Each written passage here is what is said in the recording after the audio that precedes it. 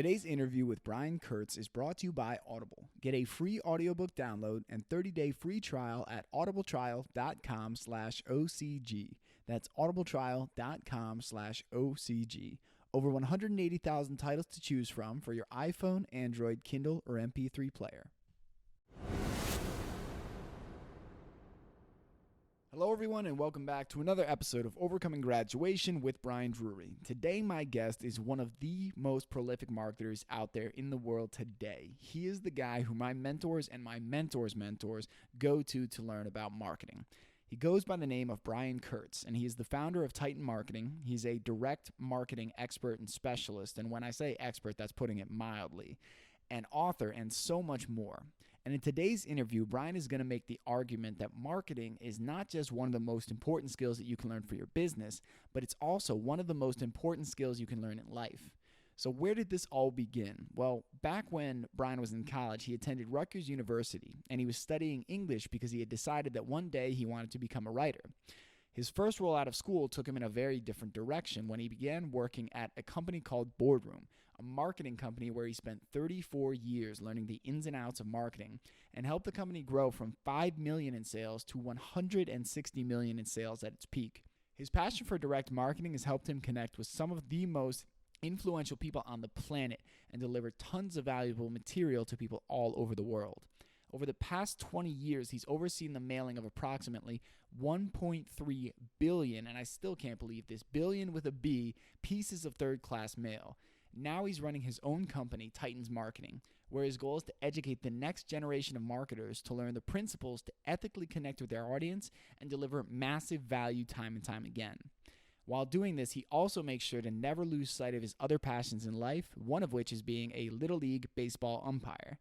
In today's interview, Brian will discuss why the salary for jobs in your 20s is irrelevant and what you should be looking for in your career at that stage in life. What is contribution mode and why it is critical to building strong relationships in life and at work. The concept of 100-0 and the benefits it will bring to your life. What is an entrepreneur and how thinking like one can help you thrive. One powerful question to ask to decide whether or not to leave a job or take a new opportunity.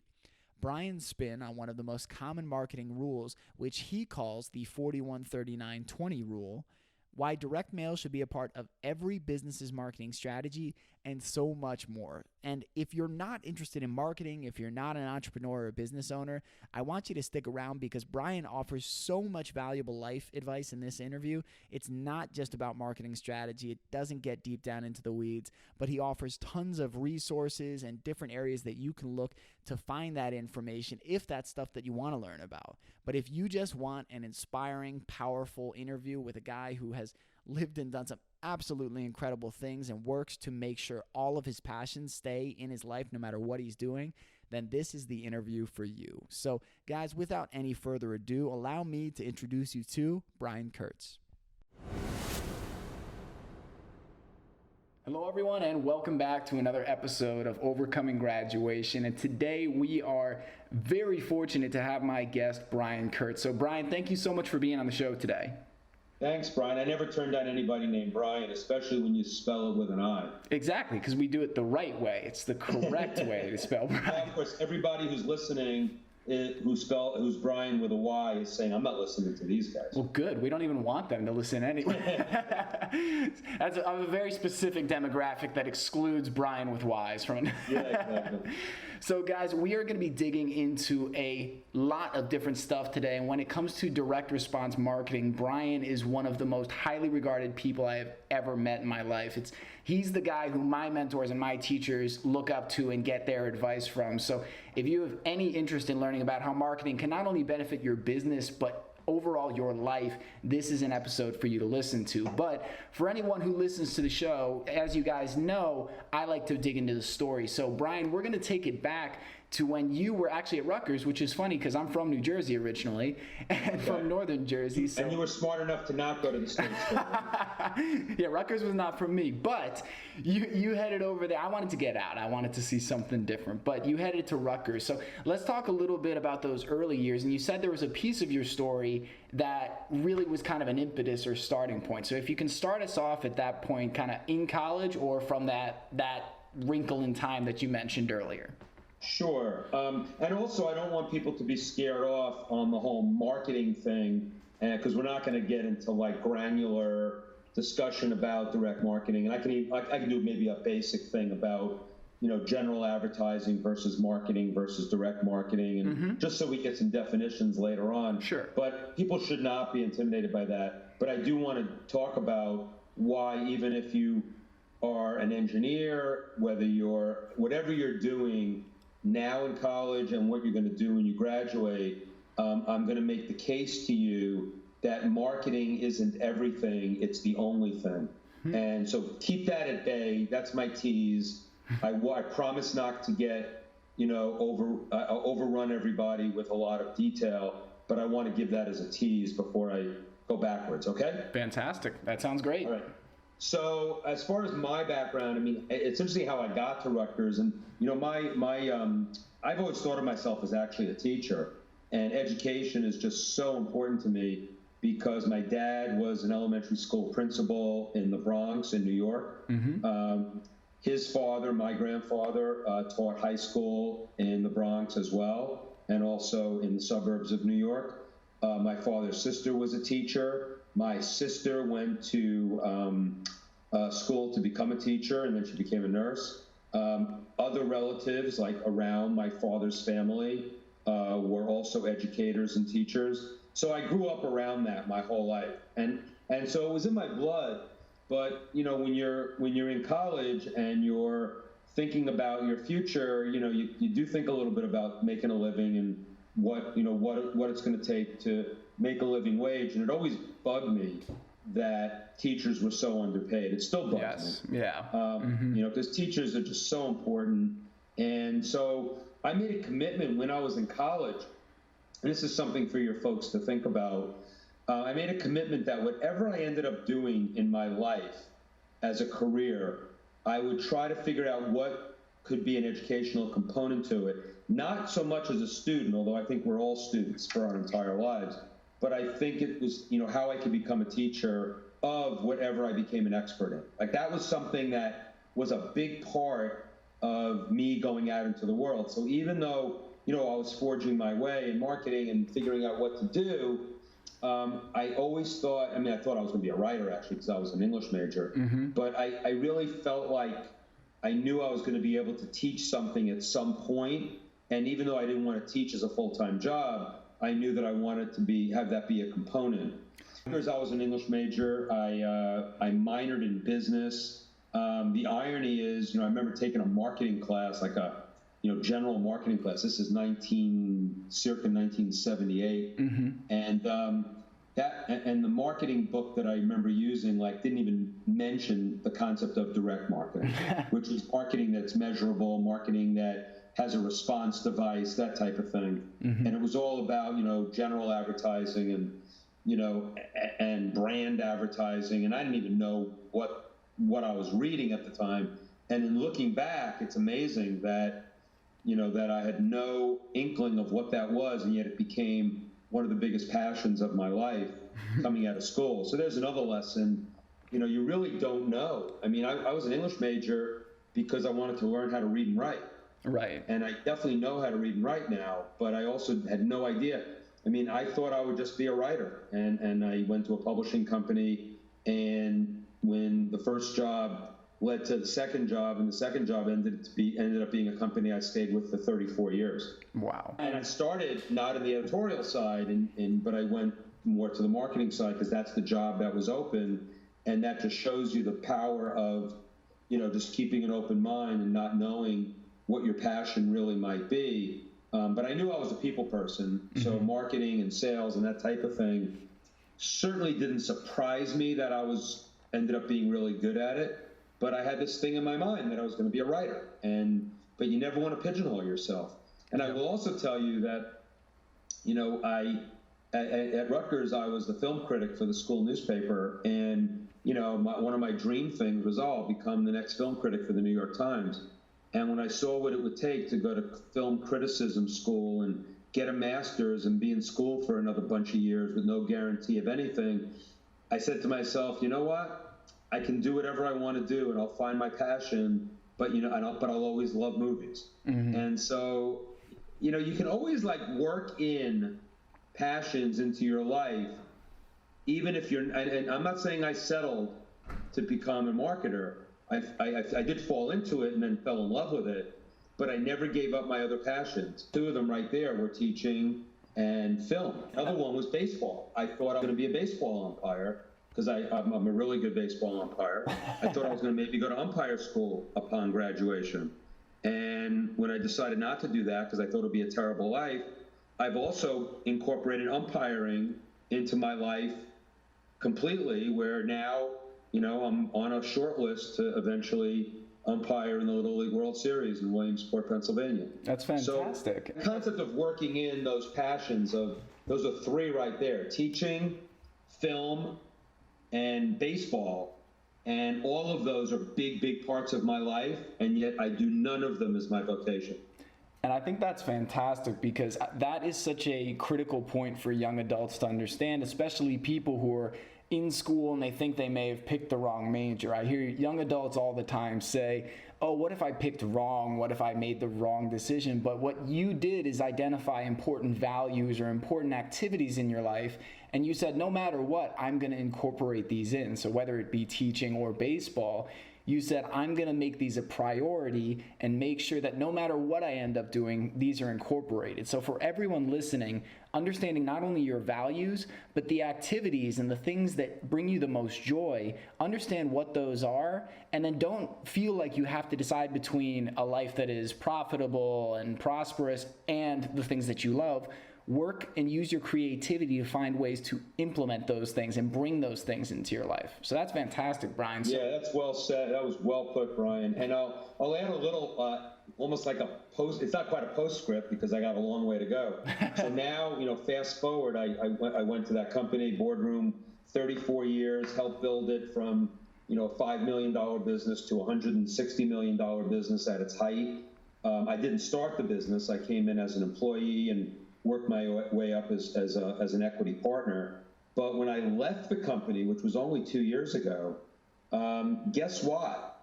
My new business is actually a direct marketing education company. So while I implemented marketing for 34 years, my next career, after 34 years of working as a marketer that I loved, now my business, which is called Titans Marketing, is all about, and because you saw me speak at a conference, it's all about teaching direct marketing to the next generation of great marketers and copywriters or people who write promotions.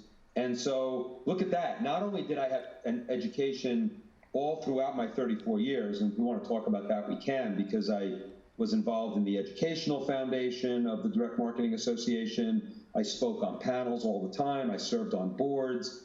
And in fact, I've gotten educational awards, and I even went back to Rutgers in 1989, 9 years after I graduated, and taught a full semester of direct marketing at Rutgers.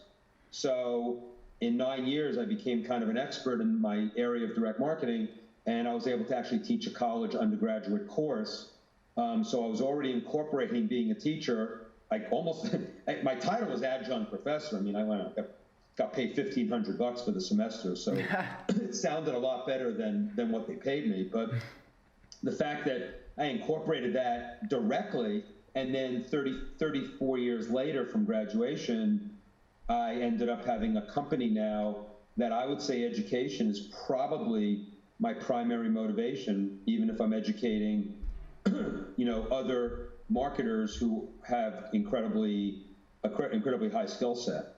So it's even more, I'm even more involved in those things than just in a cursory way.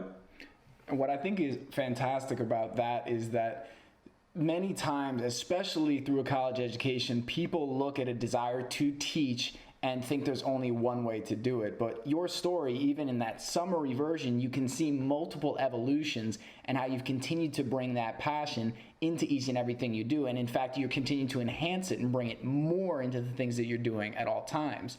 So again, for all the listeners, when you're thinking about the things that you really want to do with your life, consider that there may be a way to be a teacher without being a traditional teacher. There may be a way to be involved with baseball without playing in the major leagues. There's ways to incorporate all of these seemingly disparate, random things that you love into your life so that you can live fully and enjoy it. You don't have to be that person who says, oh, I always wanted to be a teacher, but, because I think there's far too many of those people out there that are living with the regret of not pursuing and not enjoying the things that they do. So, Brian, you said you spent 34 years working at this second job in marketing, and I can only imagine, being that I am entering my 5th year in the working world, what 34 years of experience would be like. So, in terms of lessons, before we dive into marketing specifically, what are a couple, let's say the top 3 or 4 things that you would recommend to young adults entering the working world for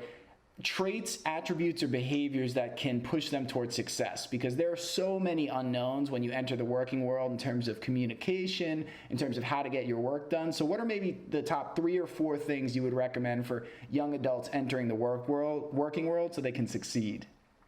So the umbrella that I'll put it under is, it was 34 years experience, not 1 year's experience for 34 years. and that's a huge differentiator. So that's number one, number one under that is make sure, that you're learning something new every day.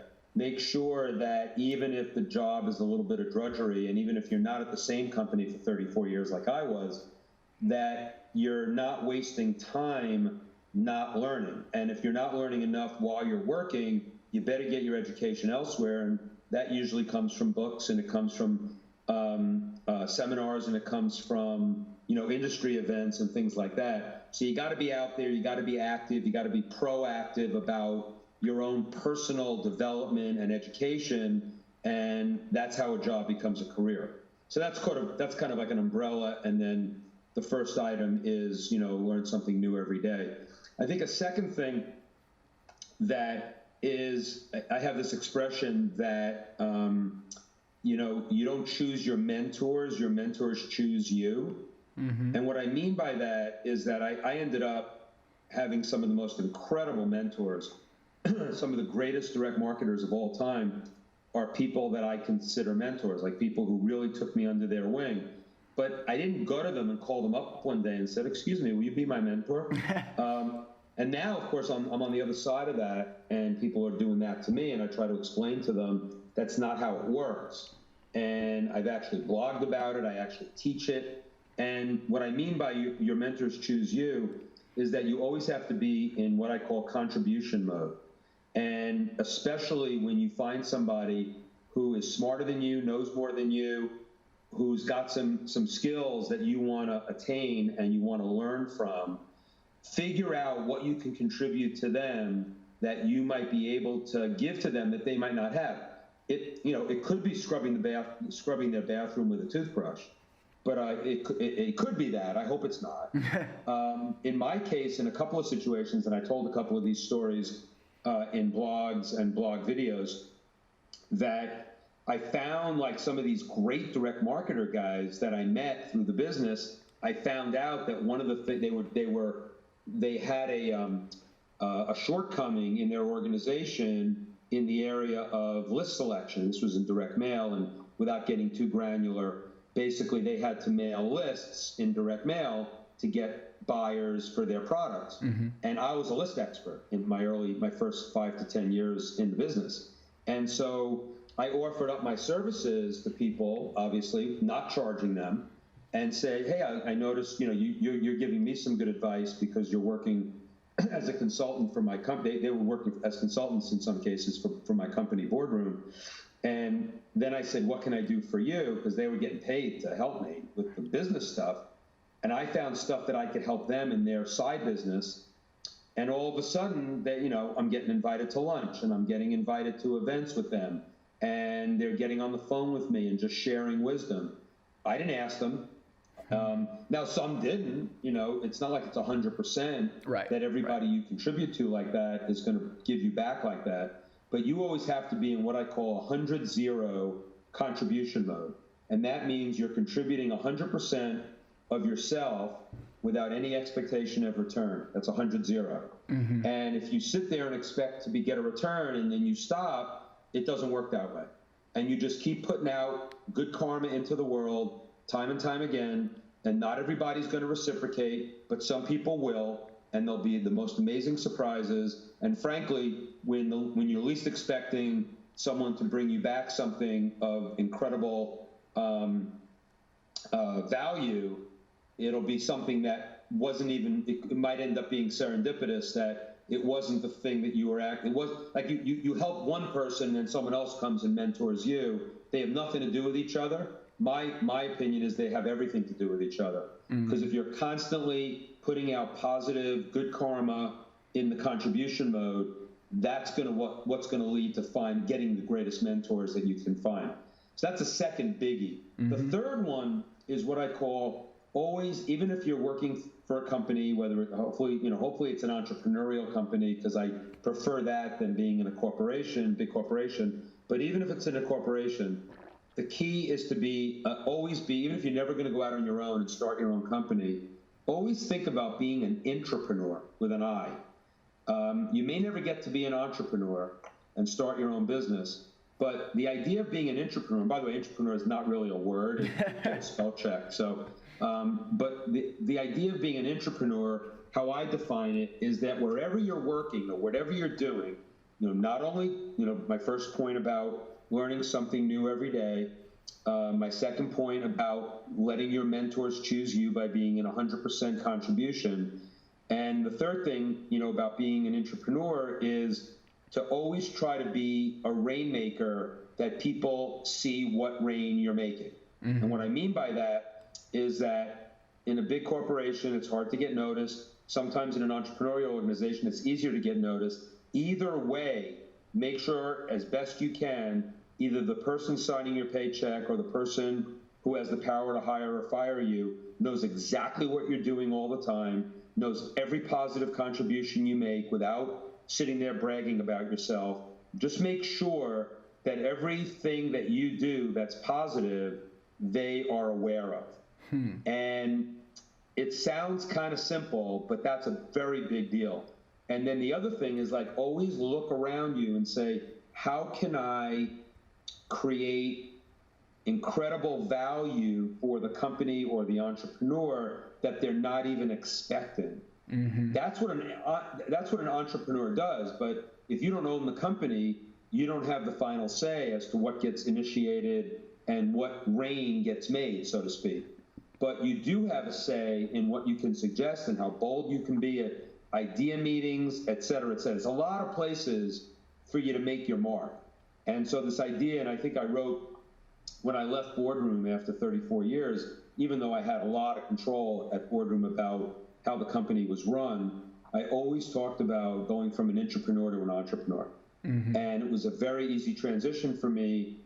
I mean, maybe it's a little different because an entrepreneur always has to kind of eat what they kill, and it's a little different. But as an intrapreneur, if you have that mindset that you have to eat what you kill, and of course I was an equity partner, so it was easier at the end, the last 15 years. But still, it was like if we had to make cutbacks, if I had to take a pay cut, if we had to fire some employees because of a recession, I took that to heart as if I was an owner. So thinking like an owner is another piece of being an entrepreneur. So those are some quickies off the top of my head that I think can make those early years a lot more fulfilling, even if the job itself might not be as satisfying, because it always puts you in that mode of learning something new every day, always looking for the smartest people and learning from them, and always being kind of an initiator / entrepreneur inside a company where you're not the owner. Right. And I think, so all of those points I think are fantastic because it's such a critical thing, and it's something that you're not told when you're in school. But the first piece about one of my favorite things that you said in those bullets that you gave was, if you're not learning what you want to be, you have to be proactive and go learn for yourself. And we are at a time in history where there has never been a better time to be someone who is an avid learner. There's no information access shortage. Right? Exactly. You can get access to anything. So when I hear people say, oh, I'm not learning what I want to at my job, I ask them, are you looking it up at home? Are you reading? Are you listening to podcasts? Are you reading blogs? Are you reading books? There's limitless ways to get the information now, but it's that proactive component of learning that is going to help you get there. Then being proactive in the workplace to not only identify needs, but then create the value is so, so critical, because every person, and again, here's another, and I love that you said being in the 100% contribution mode, because one of the mistakes that I hear often is people go, okay, all right, I'll give of myself fully, but when do I get back? And that's not being in 100% contribution, that's giving to get. And so when you're giving fully, you're identifying opportunities to create value, and then you're delivering value consistently. And this piece that you said no one else has said on the show, of making sure that people see the rain that you're making. If you're doing incredible work, it is not boasting or bragging to show that work or to demonstrate the value you've created. If you run in and say, I'm the best and I'm the master and all of this, and you say you're better than everyone else, that's a whole different ballgame. But if you go in and say, hey, I found out a way that we can save this much money, create this much money, save jobs, like, people are going to be thrilled. So that is fantastic, Brian. And before we dive into marketing, because I know there's a billion ways that we can go with marketing, but before we go there, I know that your story, like you said, was a little circuitous. It didn't go exactly as you expected. So for anyone who's in college right now, what's maybe one piece of advice that you would give to them about, for someone who's feeling scared and nervous about the future, worried about making the wrong decision about their career or their major, what would be one piece of advice you would give to them about how to take the next steps forward? Yeah, I think the biggest thing I could say is that, nothing's forever. When you're 23, 24 years old, you think that, every decision you make is going to set you on the path that you can never go in a different path. And it really is a lot more flexible, but you got to stay aware. You got to stay awake. You got to, be in touch with what you like and don't like. I mean, when I hear like people graduating college and in like 2 weeks they hate their job, I'm like, well, wait a minute. I mean, yeah, it may not be, maybe it may be some unrealized expectations there, but it's not like the end of the world. Right. And don't just throw your arms up and say, oh, I blew everything because I had the wrong major, went into this, and now I hate it. I mean, I know people who went all through medical school, and the day they got out didn't want to be a doctor. Mm-hmm. You hear all the time about people going to law school, and the day they get out, they don't want to be a lawyer. Yep. So if those people can turn it around, certainly when you graduate college and go into your first job, you want to just get the experience. You want to get some work experience. You want to, even again, if the job sucks, there's going to be stuff around you. There's going to be people around you that you can learn from that have nothing to do with the job. There's going to be conversations you're going to have in the men's room and the women's room with people who've been there longer that you can take and put it into your computer, which is the computer that sits on top of your shoulders. So I'm a real believer in, not giving up so soon. Now, I can speak from experience because at Boardroom, I got there in 1981, and I ended up being there for 34 years, remember? Mm-hmm. And a year after I was there, the woman that hired me left to go to another company, and she asked me to come with her. Like, in a year, I had made an impression on her. And I looked around me and I said, yeah, I'm young. I can, at that point, I think I was making $14,000 a year, and she was going to pay me $18,000, which somehow, that's another piece of advice I would say. The dollar amounts are so irrelevant in your 20s. It's ridiculous how irrelevant it is. And so I went with her, and I actually resigned from Boardroom, 1982 or 83, whatever it was. And remember, I stayed for 34 years. Mm-hmm. So I went on a meeting with her to the new employer, And I had gained enough knowledge in a year to realize what a mistake it was. And and the mistake was because she was not, I mean, between us guys, I mean, she's passed away now, but even after a year, I was like, I was smarter than her. I didn't know more about the industry, maybe, but I was smarter than her. And she was going to do some stuff with this new employer that made no sense to me whatsoever. And I actually went back to boardroom, asked for my job back, got it back, and did not get a raise, still stayed at $14,000. And, 34 years later, I was an equity partner. I became a direct marketing, professional that people really respected over a long amount of time. And I look back on that day and it's like, that wasn't about even hating my job. It was like I almost moved because it was like for the sake of moving for $4,000.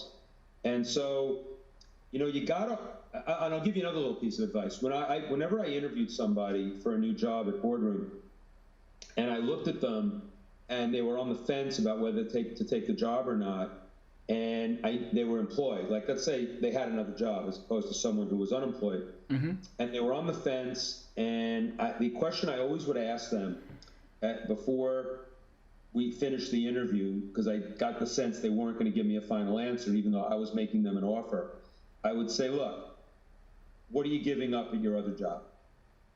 Make a list. What are you giving up at your other job? And once you make that list, if that list looks better than what you think you're going to get from this job, and this new job with me is no guarantee. You have a job that you're getting paid for at this other employer. My job, I could fire you, in 6 months when you don't do a good job.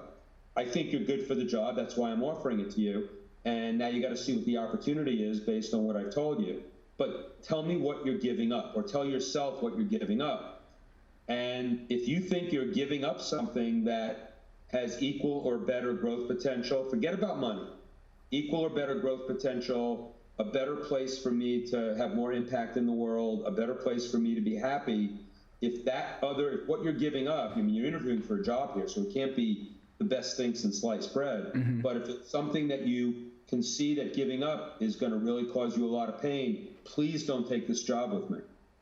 So this idea of what you're giving up, and so it was reversed in my situation when I almost took that other job. It was like I realized what I was giving up was way better than what I was going to. And even though what I was giving, what I went back to at boardroom when I asked for my job back had flaws in it, and including only making $14,000 a year and trying to live in New York City.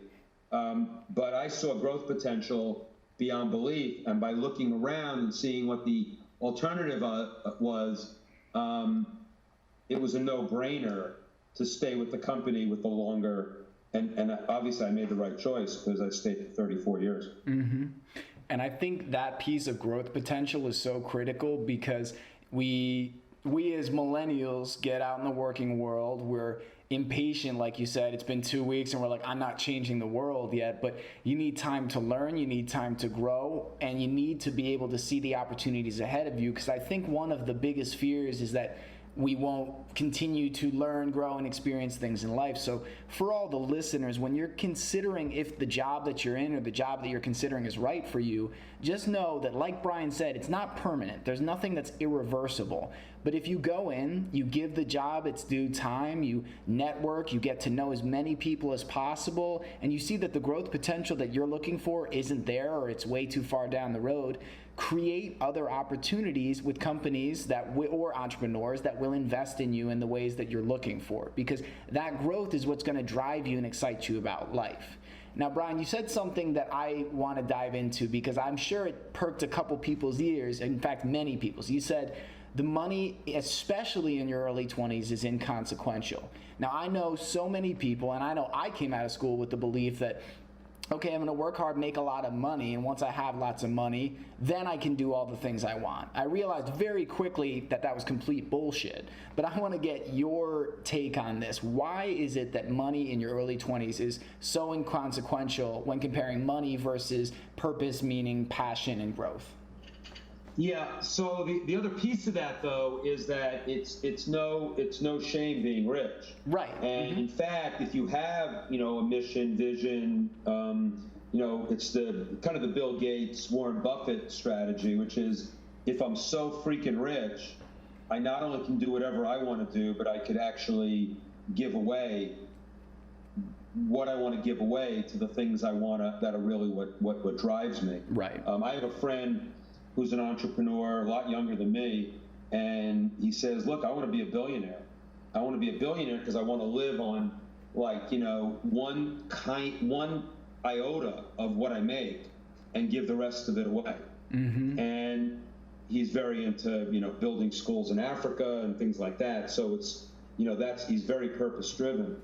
But my point about, being in your 20s, if you're making a ton of money in your 20s, you're working on Wall Street, you're probably in a job that's going to burn you out if you work, because no one's paying you that kind of money to sit on your hands when you're 20 years old. So I always worry about the burnout factor. But beyond that, I think that you're really looking for not incremental growth in your income. You're looking for exponential growth in being able to pursue your passion. And I know that I'm not the first one that said that. I'm not a personal development guru, nor do I write, nor do I want to be. I mean, I'm a marketing guy.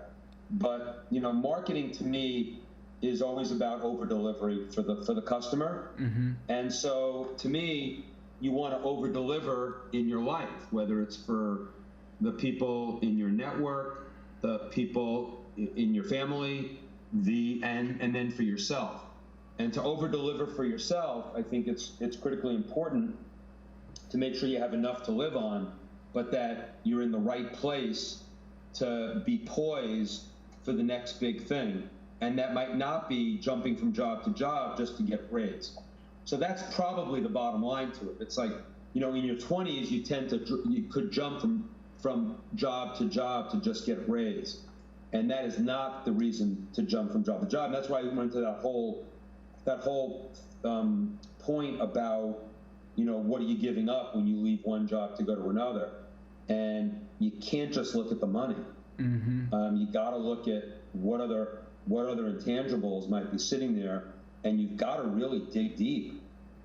You've got to dig deep. And now look, easy for me to say. I mean, I was making enough so that at least I could pay my rent.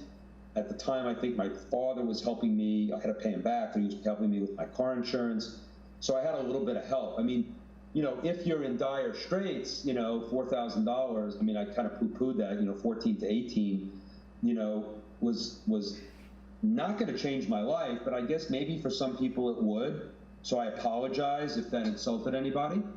But I think the concept is still sound. Yeah. That you really want to look for that growth potential, and if the job you're giving up is less money, but it's much more in tune with where your passion. You talked about passion and that type of thing.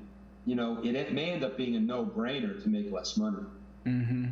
Yeah, it's something where it's so easy to get caught up in a slightly bigger paycheck. And I remember when I was in my first job out of school, I'd spent a little over 2 years there. I was in a small town in Wisconsin. It was not a good fit. And I had been applying to jobs that really had a component of real joy and excitement for me and had real growth potential, but none of them were coming through. And I almost did exactly what you said. Took a job for a little bit of a raise that would have kept me in the same town and would have pushed me further away from the things that I really loved in life. Yeah, that's well put. And so then I kept going, and I almost gave up. I always tell people, I almost just said, you know what, forget it. I'm just going to take the next job, just move, a little more money. But then 2 amazing opportunities came up, and then the job I'm currently in, working at a corporation where I get to travel all over the world. I've been to 11 different countries. I mean, it's been unbelievable. So it's when we're willing to be patient for the things that we really value versus just chasing the paycheck, which you and I both know chasing the paycheck never leads to the happiness or the fulfillment.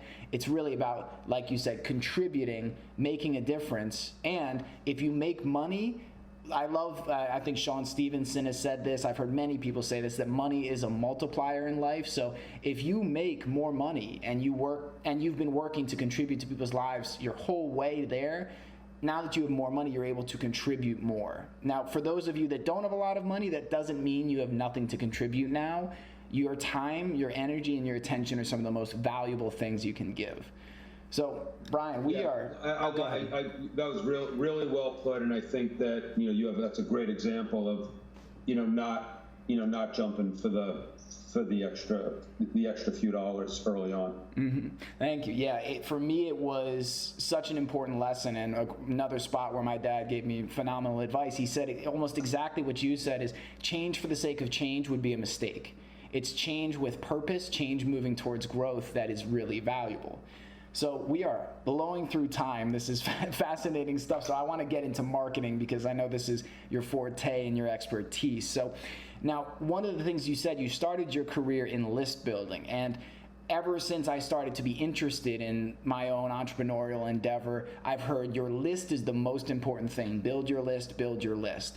So can you give us a little bit of an explanation as to why the list is so important, and what is the value in building a quality list with quality leads and clients versus just getting massive numbers? So I'll do it as kind of base level, which I actually do for people who are advanced too, so it doesn't matter. But Great. I wrote a blog post recently, and the subject line was "When 41% is a majority," and it was before the election, so I think people thought I was going to be talking about the presidential election. And I guess maybe Trump got 46%. I don't know. Anyway, what that subject line was about was that there's a direct marketing rule of thumb that says the success of any campaign is what we call the 40-40-20 rule. And I talked about this at the event that you attended, Brian, where I spoke. Yep.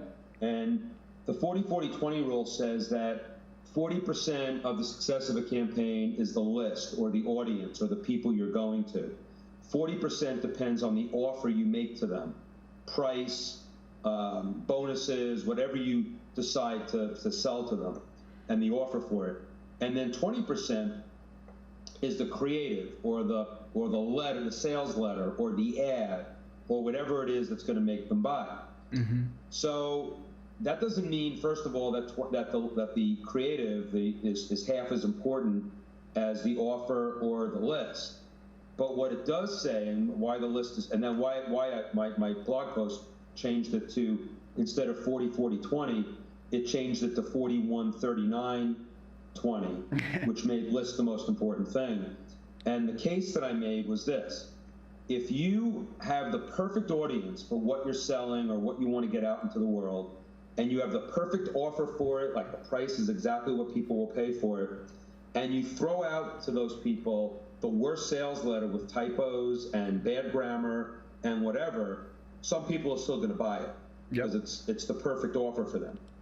However, if you have a list of people that is so uninterested in what you have to offer, and the offer itself is a horrible price and bonus, and you get the best person ever to write your sales letter, you're going to get 0 orders, no matter how good the creative is.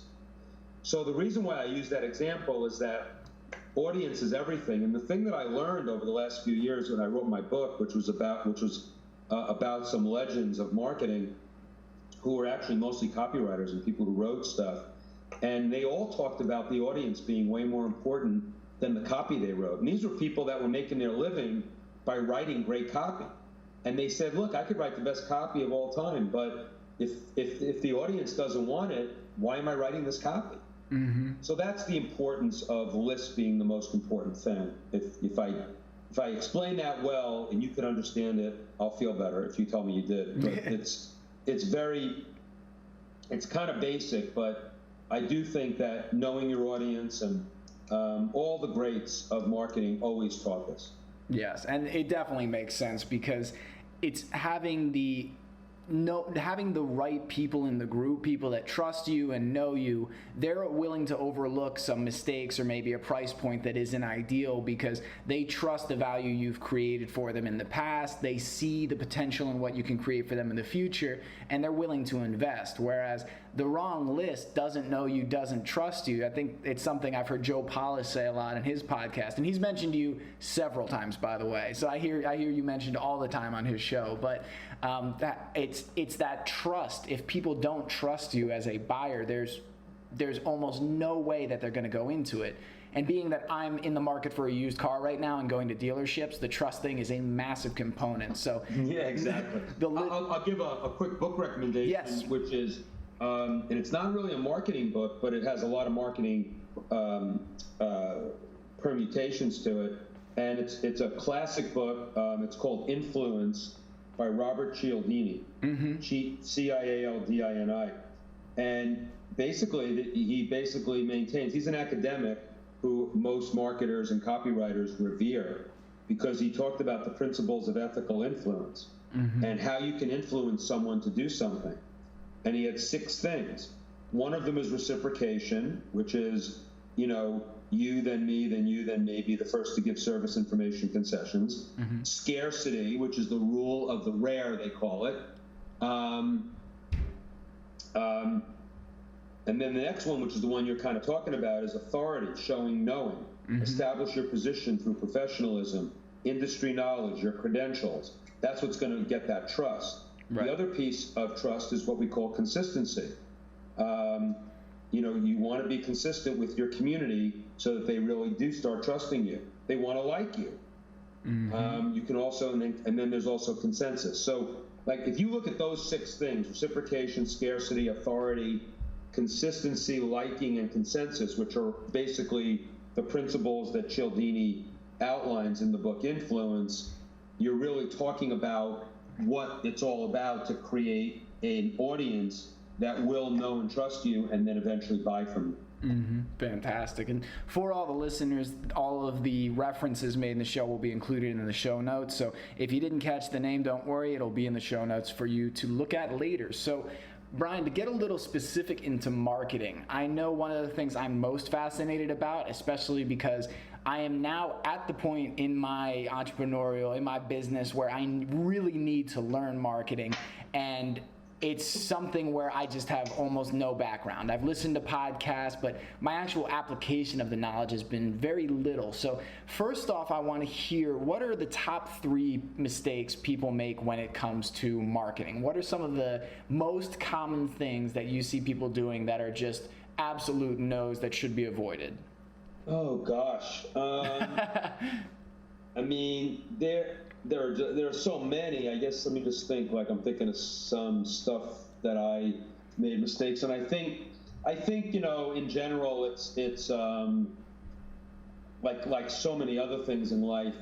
It's not paying attention to the details. So when you come up with a marketing plan to sell a product, and I'm going to use this letter, and I'm going to use this mailing piece, or I'm going to use this email, you want to go through what I call a concept that my mentor, Marty Edelstein, taught me, which is called consequential thinking. And how he defined it in terms of marketing is you want to go through the mind of the buyer or the prospect, how they're going to view this promotion or piece or letter, and then open it, read it, look at it, respond to it, and try to put yourself in their shoes. So a big mistake would be to sort of write for yourself and not for your audience. Got it. And not really understand your audience. So hand in hand with that is kind of, because especially with the internet, people rush to put, to hit send, so to speak, with the email that's going to sell your product. And because email is so cheap, they think, well, if it doesn't work, it's no damage. But it is. Because every time you contact a potential customer with a message that's off base, not well written, not well constructed, you might be reducing response to the next time you try to send something to them. Yep. So a big mistake would be thinking that because a lot of online marketing is cheap, as opposed to like TV or direct mail, which is much more expensive. Because it's cheap, I can just do anything and it won't hurt me. And I'm sending out a post this Sunday, blog post, which is called "How Paying Postage Made Me a Better Marketer."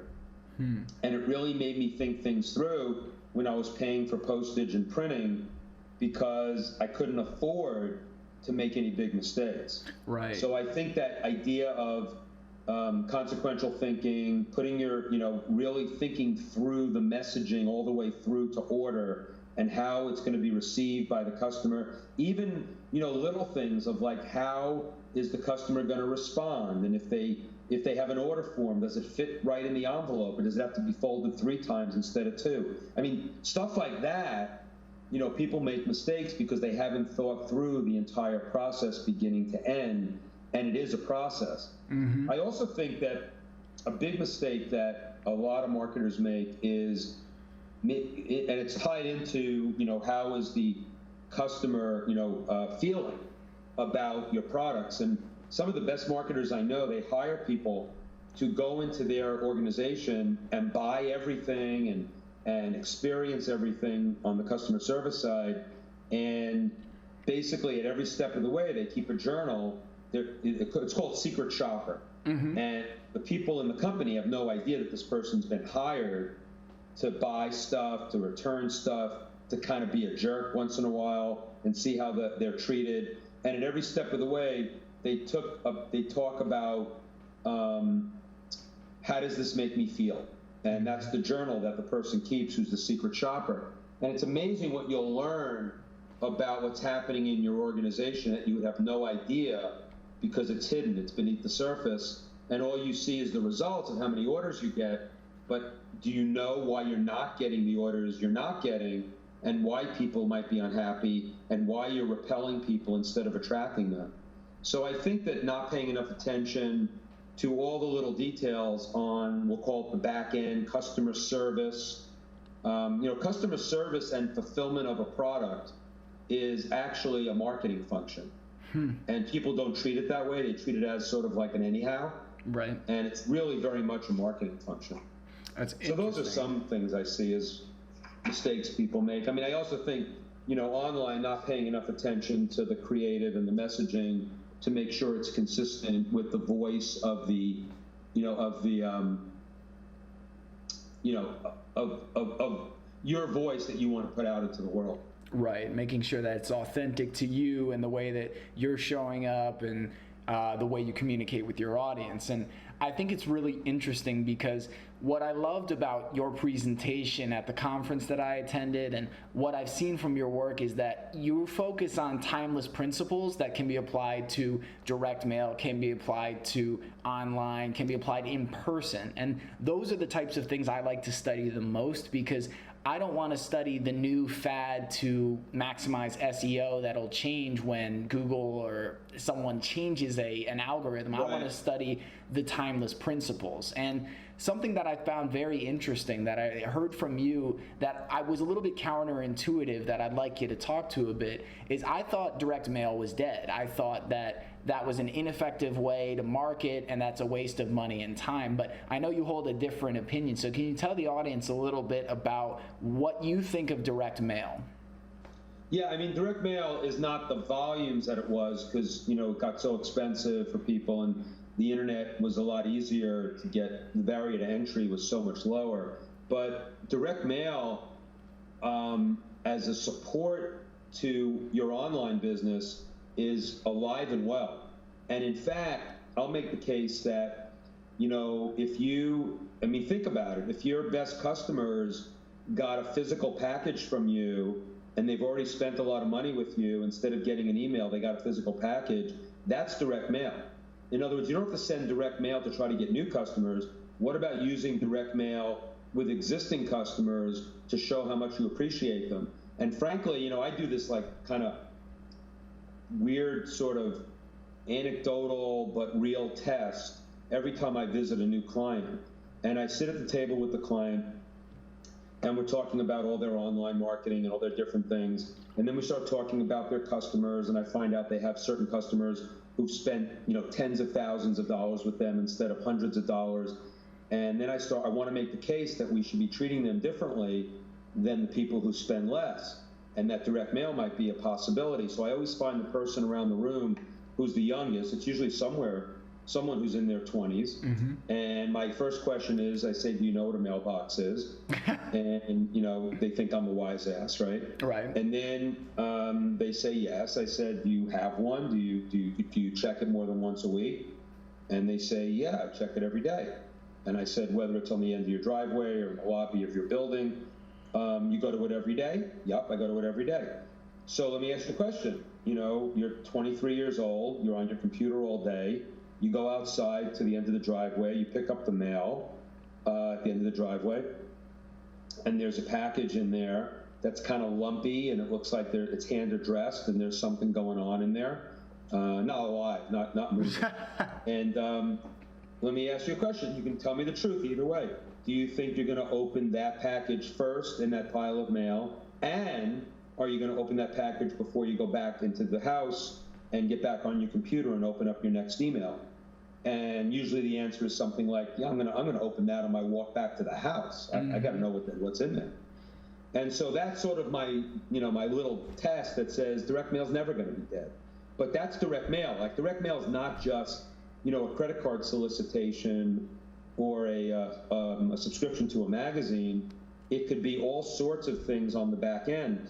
And what we led to in that client meeting was that they had they had 60 customers who had spent over $20,000 with them, and I convinced them to do a program where they sent a direct mail, like a big package with, actually, it was like an orb, it was a massage orb, which was consistent with what the $20,000 product was, which was what they call an iPod, not an iPod, a float pod for floating. Oh, yes, yeah, okay. And so we got this orb that was like a $200 product. I said, let's send this $200 product to all the people who bought the $20,000 pods and ask them about who they could refer us to buy other pods. That's direct mail. That's not, that's a whole different concept of using direct mail. I'm using that as just one of thousands of examples I could come up with. And so how could that ever be dead? If you have people on your list, if you got to segment your list, and I have people who've never spent a dime with me, I have people who spend hundreds of dollars, I have people who spend thousands of dollars, and I have people who spend tens of thousands. The people who spend tens of thousands need to be treated differently. Why does Mercedes-Benz, when you have their car for, 1 million miles, they give you a medallion that you put on the front of the car? That medallion can't be sent through email. It's a real thing. And so there's just a lot of ways to deal with your best customers, and that direct mail could be an amazing medium to use that. And so can the telephone. The telephone's not dead either. I'm not talking about cell phones either. Just cell phones. And I think it's so critical to realize, because I hadn't even considered, to me, direct mail is the annoying flyers that I get and that I'm always just tossing regular recycle bin. But the way that you framed it is making a customer feel more special and more valued and more understood, because they go, wow, he knows that not only do I love float tanks, meditation, and all these things, but massage therapy, and they sent me this great new tool. They really get how I think, and they feel that much more appreciated. And for all the listeners, if you think about the last time you got a physical piece of mail, even just a handwritten card, that is life-changing. That's one of the things my dad always recommends to young adults when they go to an interview, is to send a handwritten thank you, not to send a thank you email, because the number of those that they will get is probably 1% compared to the other 99% sending emails.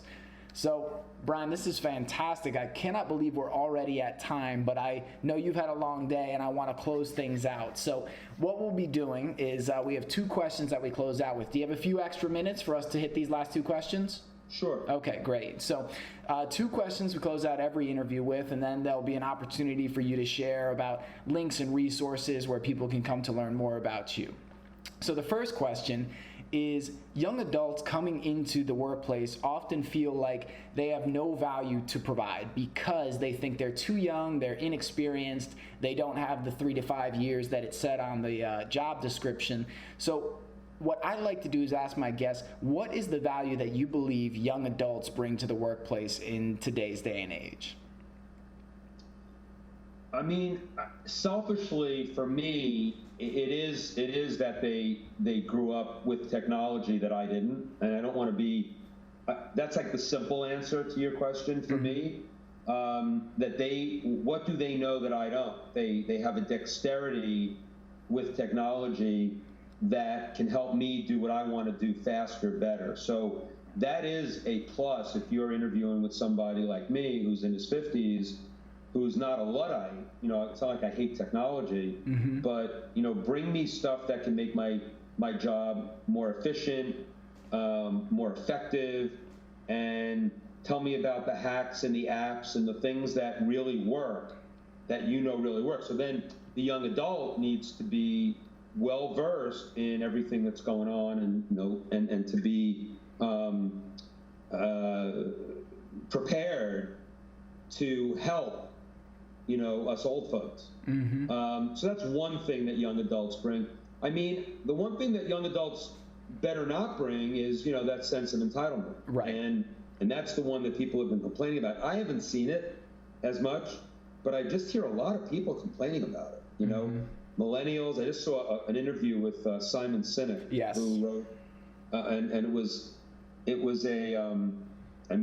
really like an indictment, I think, on millennials, or at least, no, it wasn't an indictment, I shouldn't say that. It was basically like how you have to deal with millennials because of how they grew up and their sense of entitlement and their sense of immediate satisfaction, all the things that have been studied. But, bring some humility. Yep.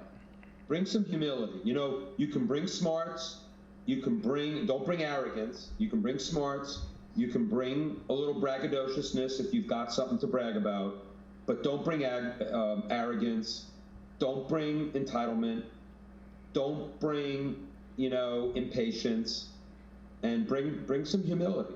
And I would say that to non-young adults too. So that was kind of a trick answer to your question, because that's true for any human being. But because there's been all this stuff out there about millennials being, the selfish generation and all that, I want to dispel that. Yep. And for anyone who falls there, like I'm a millennial, for anyone who is listening to this that is a millennial, if you don't like that people are classifying millennials broadly as entitled, lazy, and all this, prove them wrong. Don't waste your time being upset. Use your time effectively to learn, grow, and provide value, like Brian has said throughout this interview. And then people won't look at you and lump you into that category. They'll look at you as the wonderful exception to the rule. Because as Brian said, I haven't seen it as much, and my coworkers have generally been very hardworking and very dedicated. But there's a perception, there's a stereotype. Don't waste your time worrying about it. Use your time effectively. That's really good. I mean, differentiation is everything. I mean, and even if it's a perceived thing that they see, really well put, Brian, make sure that they don't even have an inkling that they could put you in that stereotype. Absolutely. And for all the listeners also, perception is reality, but do not be the person who they perceive as a really hard worker, but when push comes to shove, you're just messing around on your computer. I've seen people do that, fake working hard. Don't be that person. Be the one who's doing it for you and so that you can grow and develop, and be the person that's doing it to care, to share, and to deliver value.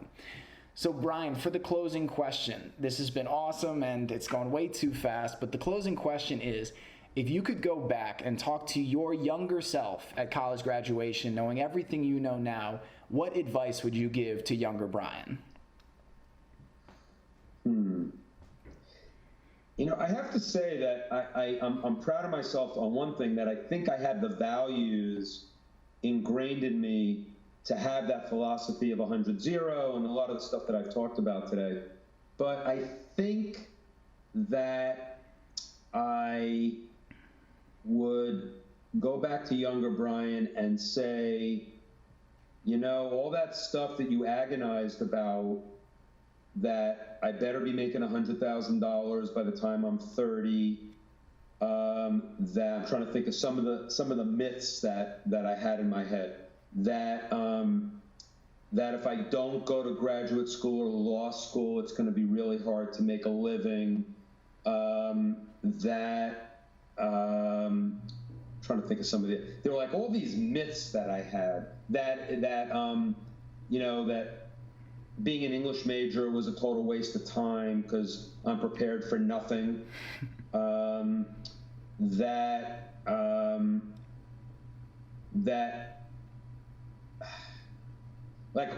would basically make sure to tell young Brian that those are such myths, and that don't even think about that as you go for those first few jobs and as you start exploring. So that would probably be it, just that there were no rule. There's no game plan. There's no rule book.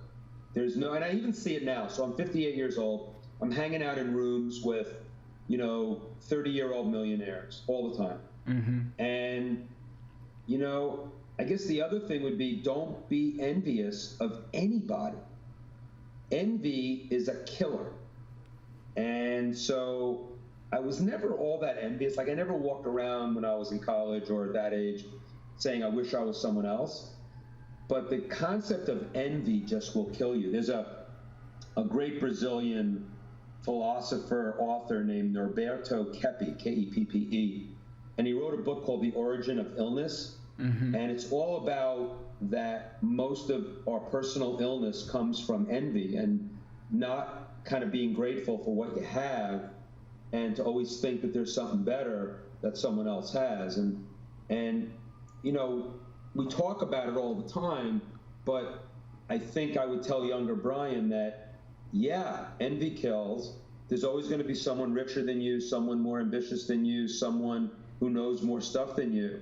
But rather than, being envious, always be grateful that the person that you're envying maybe for a minute might be someone you could be friends with, who could teach you, and therefore you could get some of their skills because you embrace them with gratefulness as opposed to envy, mm-hmm. if that makes sense. That would be like a big, big lesson that probably would have saved me a bit of pain. But I did get there.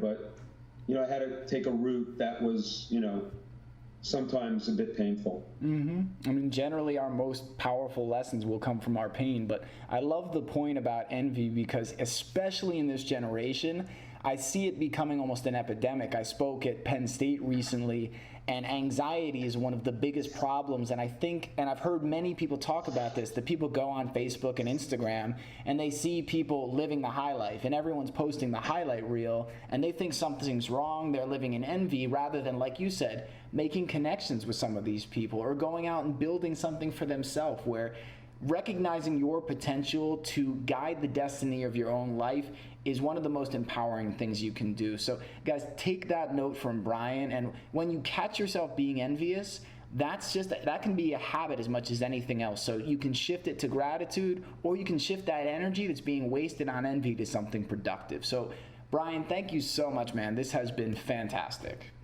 You're very welcome. And so before I let you go, I definitely want to give viewers some places that they can come to learn more about you. So can you give a couple resources or references where people can come to learn more about Brian Kurtz?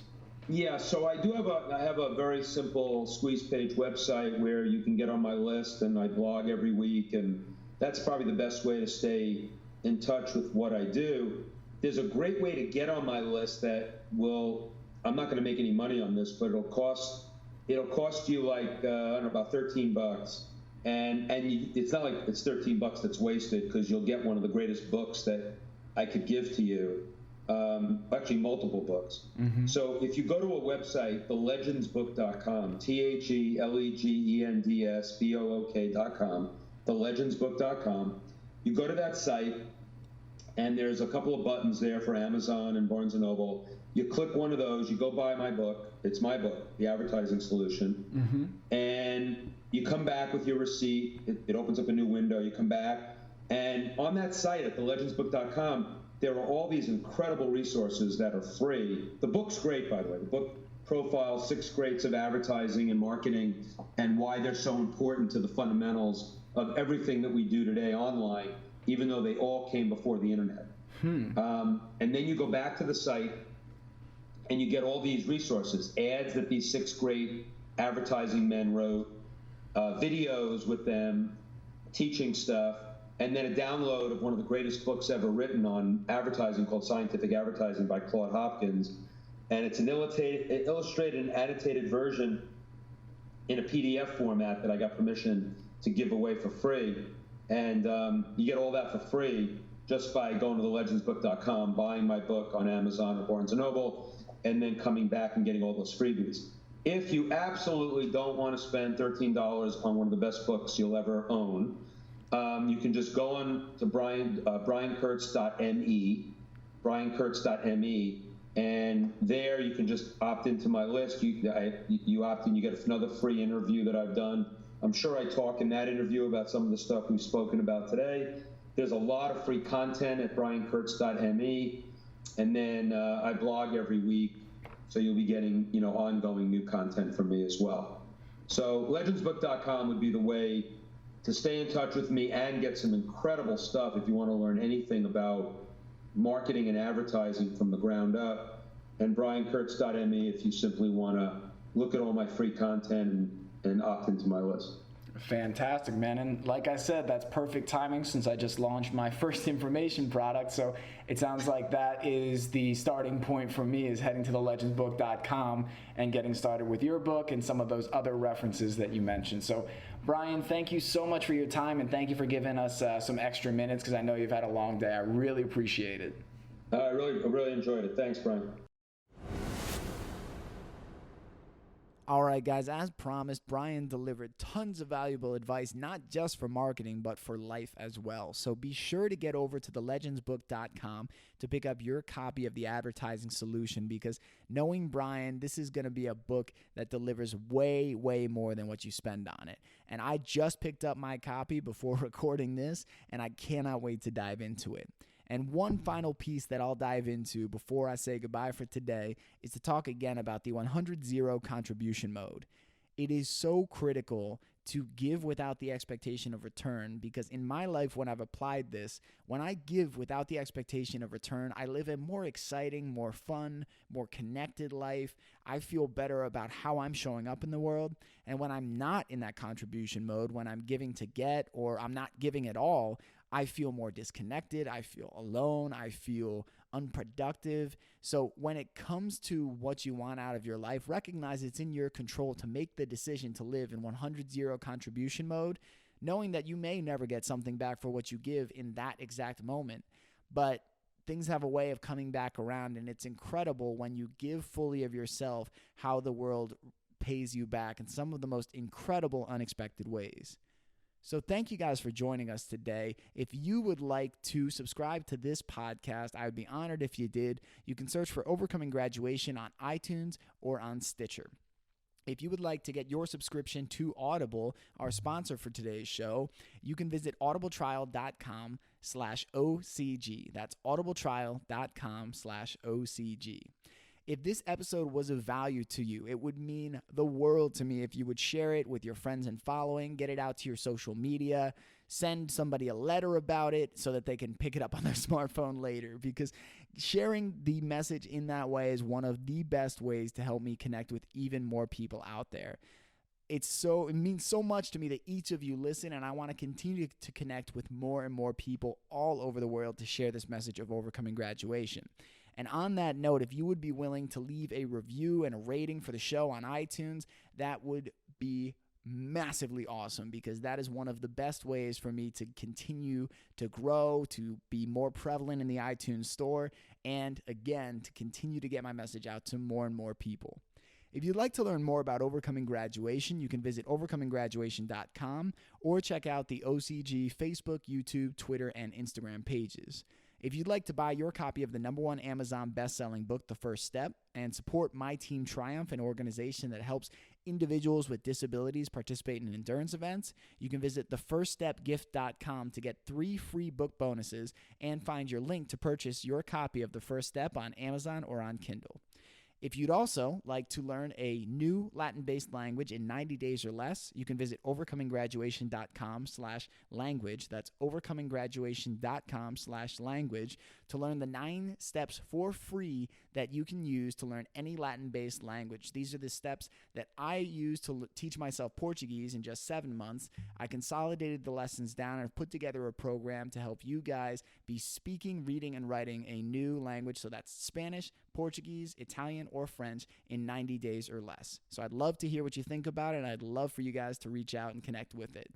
And ultimately, if you would like to contact me directly for interview recommendations, to provide feedback on the show, to tell me your favorite part of today's episode, if you want to reach out about speaking engagements or book signings, please reach out to me at brian@overcominggraduation.com, because I do this to connect with you. So every time I hear from listeners, I work to respond back as quickly as I can, and I just love hearing from you guys. So guys, that is it for today. Thank you so much for being here, and I'll be talking to you again real soon.